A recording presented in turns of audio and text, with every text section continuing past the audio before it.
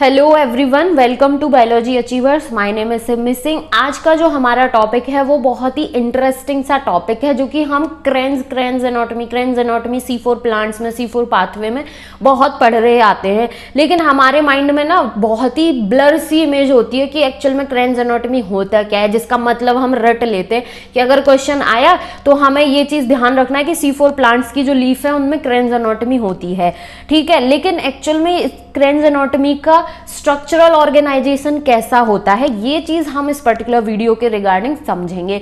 तो क्रेन्स जो टर्म है, इसका मतलब हम बुक की लैंग्वेज से समझते आते हैं कि इसका मतलब होता है रिथ। अब ये जो रिथ है, इसको हम दो तरीके से समझते हैं कि जो C4 प्लांट्स की लीफ हैं उनमें वेस्कुलर बंडल होता है। वेस्कुलर बंडल जो है उसके चारों तरफ लार्ज सेल्स जो हैं वो लेयर में प्रेजेंट होती हैं, जिन सेल्स को हम बंडल सीथ सेल्स के नाम से जानते हैं। तो इस तरीके का अरेंजमेंट जो होता है उसको हम क्रेन्स एनाटॉमी के नाम से जानते हैं। कहने का मतलब ये हो गया कि जैसा कि यहाँ पर हम देख सकते हैं कि ये है वेस्कुलर बंडल, C4 प्लांट की जो लीफ है उसके स्ट्रक्चर है ये, ठीक है। ये वेस्कुलर बंडल है जिसके चारों तरफ ये हम लार्ज सेल्स जो हैं उसकी लेयर देख सकते हैं। तो ये कौन सी सेल्स हैं? ये हैं बंडल सीथ सेल्स, ठीक है। उसके आउटर में कौन सी सेल्स प्रेजेंट है? Mesophyll cells.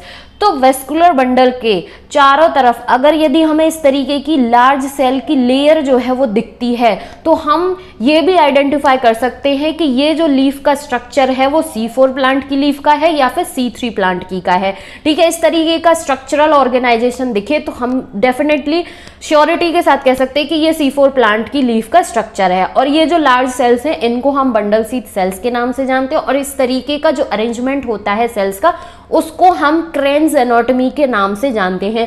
ये जो क्रेन्स है जिसका हम रिथ मतलब समझ रहे हैं, ये इसका एक और टर्म जो है, इसका एक और तरीके से हम मतलब समझ लेते हैं कि ये इसमें क्या होता है। रिथ का मतलब क्या होता है? Reflection of arrangement of sales.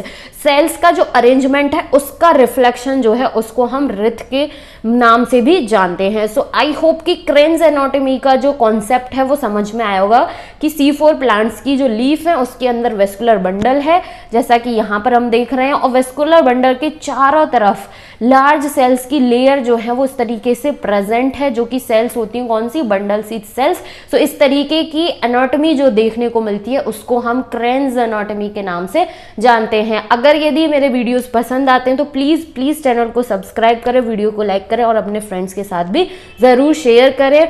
और ऐसे ही इंटरेस्टिंग वीडियोस के लिए प्लीज कमेंट सेक्शन में आप कमेंट भी कर सकते हैं कि आपको कोई भी टर्म जो है उसके रिगार्डिंग छोटे छोटे सी तरीके के सेगमेंट में वीडियोस चाहिए। तो thank you so much for watching.